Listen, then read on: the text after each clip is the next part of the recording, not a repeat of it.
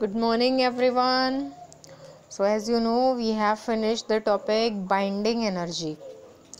और binding energy में हम बाइंडिंग एनर्जी की डेफिनेशन, उसका डेरिवेशन, मास डिफेक्ट के साथ बाइंडिंग एनर्जी का रिलेशन स्टडी कर रखा है. सो जो लास्ट रिलेशन जो हमारे पास बाइंडिंग एनर्जी का है, उसके थ्रू, उसकी हेल्प से हम क्या फाइंड कर सकते हैं कि अगर मास नंबर, एटॉमिक नंबर दे रखा हो, मास ऑफ न्यूक्लियस दे रखा है, तो हम उसकी हेल्प से बाइंडिंग एनर्जी फाइंड आउट कर सकते हैं.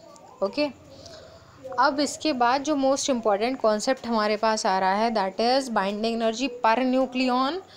बाइंडिंग एनर्जी पर न्यूक्लियन क्या होती है और बाइंडिंग एनर्जी से कैसे डिफरेंट है, और उसके बाद इसी की हेल्प से हम स्टडी करेंगे binding energy curve. That is the most important topic. पहले भी मैंने आपको बताया कि बहुत इंपॉर्टेंट टॉपिक है आपका बाइंडिंग एनर्जी कर्व. तो बाइंडिंग एनर्जी कर्व से क्वेश्चन किस तरह से आता है, बाइंडिंग एनर्जी कर्व आपको ड्रॉ करना होगा, प्लॉट करना होगा कर्व, और उसको एक्सप्लेन करना होगा, उसका कंक्लूजन, उससे रिलेटेड पॉइंट्स. और कभी कभी क्वेश्चन में जो पार्ट्स अटैच्ड हो सकते हैं वो कि explain the phenomena of nuclear fission and fusion with the help of binding energy curve. तो इस क्वेश्चन को स्टडी करने के लिए सबसे पहले बाइंडिंग एनर्जी पर न्यूक्लियन को स्टडी करना होगा. तो जैसा कि binding energy per nucleon heading है, तो बाइंडिंग एनर्जी का जो हमारा रिलेशन था, जो बाइंडिंग एनर्जी होती है, तो binding energy in the sense सबसे पहले कॉन्सेप्ट क्या था, बाइंडिंग एनर्जी क्या होती है. तो डेफिनेशन में आपने पढ़ा है कि बाइंडिंग एनर्जी का मतलब है कि आपको पता है कि जो न्यूक्लियॉन्स हैं वो न्यूक्लियस के अंदर बाउंड हैं, और उतनी ही एनर्जी अगर उनको सप्लाई कर दी जाती है, पॉजिटिव एनर्जी उनको सप्लाई कर दी जाती है, और उनको इतने डिस्टेंस पे ले जाया जाता है कि वो दोबारा से इंटरेक्ट ना कर सकें, तो that is known as binding energy. तो डेफिनेशन तो ये है, लेकिन बाइंडिंग एनर्जी का सेंस, बाइंडिंग एनर्जी का कॉन्सेप्ट वही है, क्योंकि दोनों एनर्जीज इक्विवेलेंट हैं. जितनी एनर्जी से वो बाउंड है उतनी ही एनर्जी प्लस हो अगर, तो बाइंडिंग एनर्जी कहलाती है. तो यानी कि बाइंडिंग एनर्जी हम कह सकते हैं कि वही एनर्जी है जो उनको बाउंड रखने के लिए ज़रूरी है. तो दोनों अलग अलग चीज़ें हैं, अपोजिट हैं, लेकिन यहाँ जब किसी कॉन्सेप्ट को पढ़ेंगे तो यहाँ बाइंडिंग एनर्जी का सीधा सा जो सेंस निकलता है वो यही है कि बाइंडिंग एनर्जी का मतलब वो एनर्जी जिससे वो बाउंड है न्यूक्लियस के अंदर. तो बाइंडिंग एनर्जी पर न्यूक्लियन. तो अब हमें क्या करना है कि पहले तो हमें ये पता है कि बाइंडिंग एनर्जी क्या है, कि न्यूक्लियॉन्स जो हैं उनके पास कितनी एनर्जी से वो न्यूक्लियस के अंदर बाउंड है. ओके. अब पर न्यूक्लियन यानी कि स्टेबिलिटी, जो न्यूक्लियस है उसको स्टेबिलिटी जो प्रोवाइड कर रहा है, वो रिलेशन उसके मास नंबर से भी है. तो मास नंबर, क्योंकि मास नंबर ही ये बताता है कि जो नंबर ऑफ न्यूक्लियॉन्स हैं, कितने न्यूक्लियॉन्स हैं उस न्यूक्लियस के अंदर, और उतने न्यूक्लियॉन्स के अमाउंट से, क्वांटिटी से वो न्यूक्लियस स्टेबल रह पाएगा या नहीं रह पाएगा. क्योंकि आपने पढ़ा है कि जो मास नंबर है वो लेस देन 20 नहीं होना चाहिए, और मास नंबर मोर देन 200 नहीं होना चाहिए, क्योंकि ये अनस्टेबिलिटी की तरफ जो है वो न्यूक्लियस को थोड़ा सा शिफ्ट कर देते हैं. तो बाइंडिंग एनर्जी पर न्यूक्लियन का मतलब यही है कि हम जो है वो न्यूक्लियन के टर्म्स में बाइंडिंग एनर्जी को फाइंड आउट करेंगे. बाइंडिंग एनर्जी पर न्यूक्लियन की डेफिनेशन को अगर हम इसी रिलेशन से अगर हम एक्सप्लेन करें, तो it is binding energy divided by the number of nucleons, या फिर binding energy per nucleon it is the average energy required to extract one nucleon. या फिर डेफिनेशन ये हो सकती है कि बाइंडिंग एनर्जी यानी कि उतनी एनर्जी कि हम न्यूक्लियस के अंदर से एक न्यूक्लियन को एक्सट्रैक्ट करें, क्योंकि पर न्यूक्लियन, सारे न्यूक्लियन की बात नहीं हो रही है, बल्कि एक सिंगल न्यूक्लियन को ही न्यूक्लियस के अंदर से निकालने में जितनी एनर्जी रिक्वायर्ड है, that energy is known as binding energy per nucleon. तो सिंगल न्यूक्लियन की बात यहाँ पर करेंगे. उसको फाइंड आउट कैसे करते हैं, जो नंबर ऑफ न्यूक्लियॉन्स हैं, जो मास नंबर है, उससे बाइंडिंग एनर्जी को अगर हम डिवाइड कर देते हैं, तो same relation binding energy divided by number of nucleons और मास नंबर.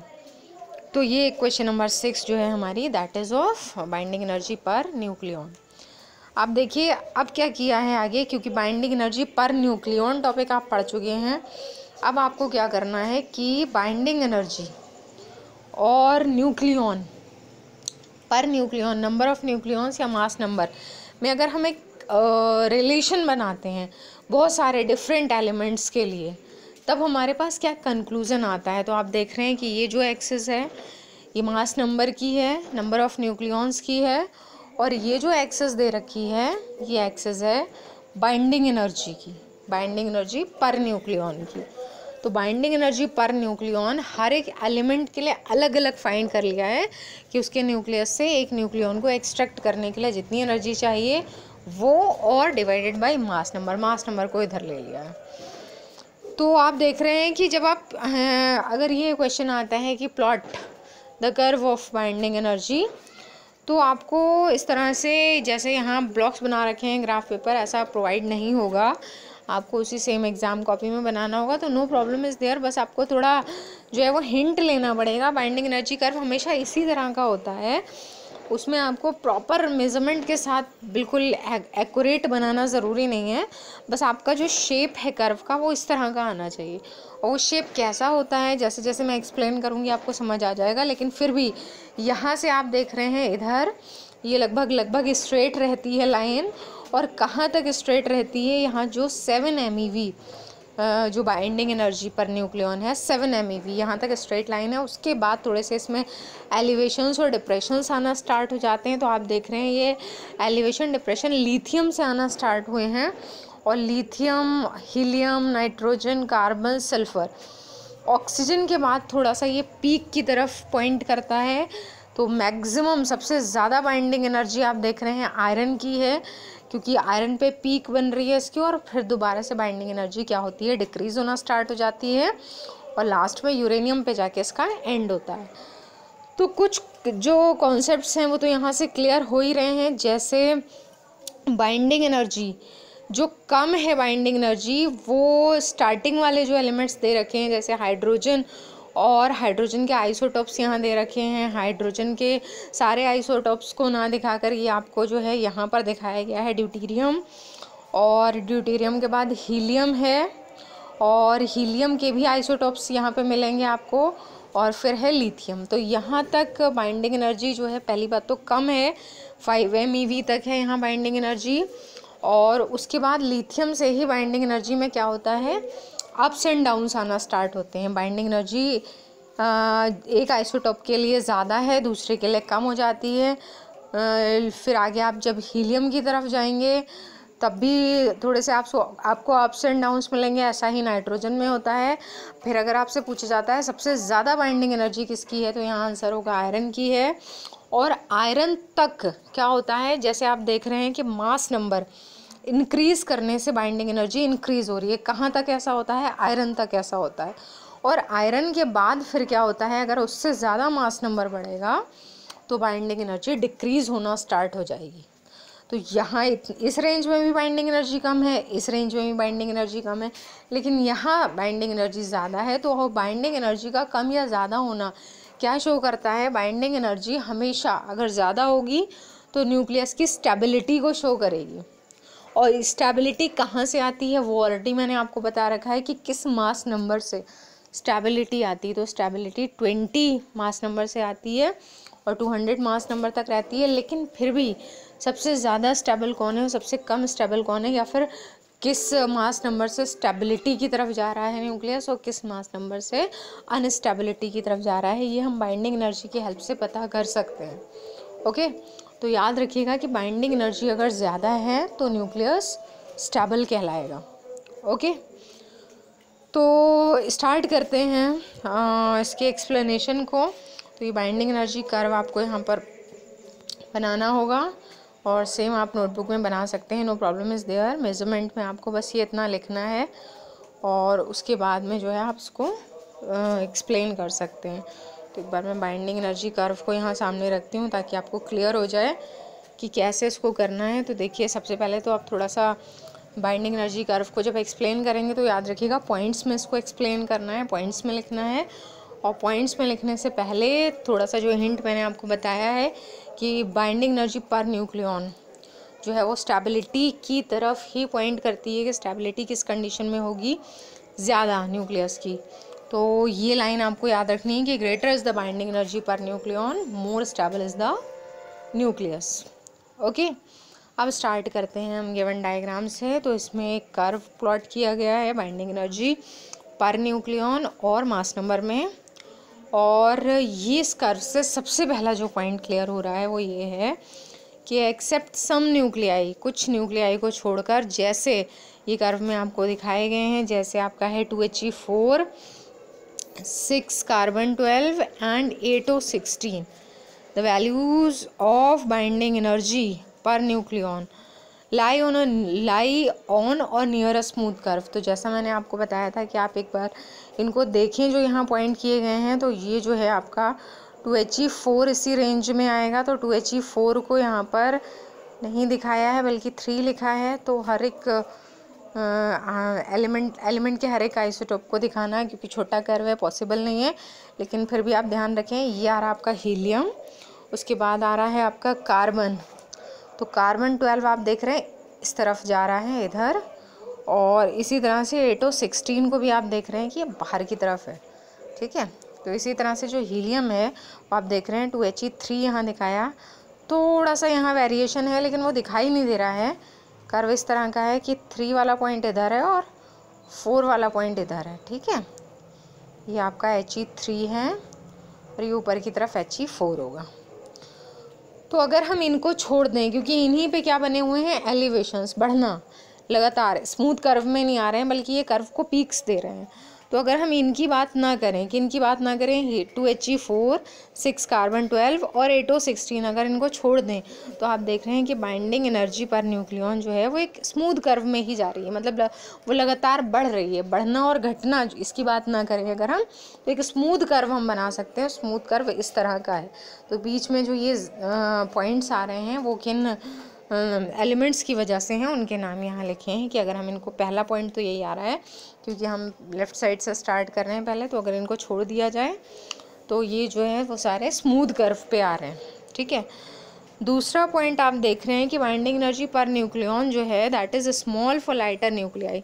तो जैसा मैंने आपको बताया कि लाइटर न्यूक्लियाई, क्योंकि इनका मास नंबर कम है, तो एक बात तो ये क्लियर हो गई कि बाइंडिंग एनर्जी पर न्यूक्लियन जो है वो लाइटर न्यूक्लियाई के लिए कम होती है। जिनका मास नंबर कम है उनकी बाइंडिंग एनर्जी कम है, और बाइंडिंग एनर्जी कम है इसका मतलब कि वो कम स्टेबल भी हैं। तो जो बहुत लाइटर न्यूक्लियाई हैं वो कम स्टेबल हैं, लगभग अनस्टेबल हैं। तो इसीलिए क्या होता है कि जो अनस्टेबल हैं वो अपने आप को स्टेबिलिटी प्रोवाइड करने के लिए आइसोलेटेड स्टेट में नहीं रहते हैं, बल्कि वो कंबाइन होना स्टार्ट हो जाते हैं। क्योंकि जब वो कंबाइन होते हैं तो उनके पास जो नंबर ऑफ़ न्यूक्लियॉन्स हैं वो बढ़ते हैं और वो स्टेबिलिटी की तरफ जाते हैं, उनका मास नंबर बढ़ता है। तो जब वो स्टेबिलिटी की तरफ जाते हैं तो बाइंडिंग एनर्जी इंक्रीज़ होगी, और यही आगे जाकर आप पढ़ेंगे जो फिनोमेना है ये कहलाता है आपका न्यूक्लियर फ्यूजन, ठीक है। तो स्मॉल न्यूक्लियाई का कंबाइन होना, फ्यूज़ होना। क्यों फ्यूज़ होते हैं? क्योंकि उनकी बाइंडिंग एनर्जी ऑलरेडी कम थी अपनी बाइंडिंग एनर्जी को बढ़ाने के लिए, ओके। तो जब वो फ्यूज़ होते हैं तब भी एनर्जी रिलीज़ होती है, और जो एनर्जी का ये लिब्रेशन है, जो एनर्जी रिलीज़ होती है, यही एनर्जी जो है, क्योंकि जहाँ भी एनर्जी रिलीज़ होगी वो स्टेबिलिटी प्रोवाइड करेगी न्यूक्लियस को। ये आपने ऑलरेडी पढ़ रखा है क्योंकि ये मास डिफेक्ट से भी रिलेटेड है। तो यहाँ पर एक चीज़ ये क्लियर हो गई कि लाइटर न्यूक्लियाई की बाइंडिंग एनर्जी कम होती है। वो ग्राफ क्लियर कर रहा है, वो ये रेंज आ रही है जहाँ पर बाइंडिंग एनर्जी कम है, ओके। फिर हम आगे बात करते हैं कि binding energy per nucleon in the mass number range. ये ऑलरेडी आपका पढ़ा हुआ है कि मास नंबर रेंज जो 2 to 20 है, तो जो इस कर्व में भी दिखाया गया है कि मास नंबर रेंज जो 2 से 20 तक आ रही है, there are well defined maxima and minima on the curve. तो कर्व पे जो अभी आपने कहा था कि स्मूथ कर्व जो बनता, अगर उनको छोड़ देते हैं हम एलिमेंट्स को, तो यहाँ पर मास नंबर 2 से 20 तक लगातार आपको वेरिएशंस दिखाई दे रहे हैं। कभी बाइंडिंग एनर्जी इंक्रीज़ हो रही है, कभी बाइंडिंग एनर्जी डिक्रीज़ हो रही है। इनकी वेल डिफाइंड मैक्सिमा भी हैं वहाँ पर और मिनिमा भी हैं। तो आपको पता है मैक्सिमा कहाँ बन रहा है, जो मैंने अभी आपको टिक रहा था कर्व पे कि 2He4 6C12 और 8O16 ये कहाँ पर आ रहे हैं बाइंडिंग एनर्जी कर्व में, पीक्स पे आ रहे हैं। जो आपका स्टार्टिंग वाला लेफ्ट वाला रीजन है उसमें पीक्स पे ये 3 एलिमेंट्स आ रहे हैं, तो इन पर बन रहा है मैक्सिमा, यानी कि यहाँ बाइंडिंग एनर्जी इंक्रीज़ हो रही है। और इसी तरह से मिनिमा वाले पॉइंट्स कौन से हैं तो वो अभी आप देख लेंगे कि आपका 3Li 6 है, 5B 10 है और 7N 14 है। यहाँ पर मिनिमा बन रहा है, तो मिनिमा का मतलब बाइंडिंग एनर्जी एक बार इंक्रीज़ होके और फिर दोबारा इन वाले मास नंबर पे, ये एक्सेप्शंस है, इन वाले मास नंबर पे बाइंडिंग एनर्जी जो है वो डिक्रीज़ हो जा रही है। तो इस पॉइंट को अगर आप देखना चाहें तो ये पॉइंट यहाँ पर है, ये आपका 3Li 6 आ रहा है, उसके बाद में ये आपका जो है वो 7N 14 भी नीचे आ रहा है, फिर यहाँ पर आपका हीलियम भी आ रहा है।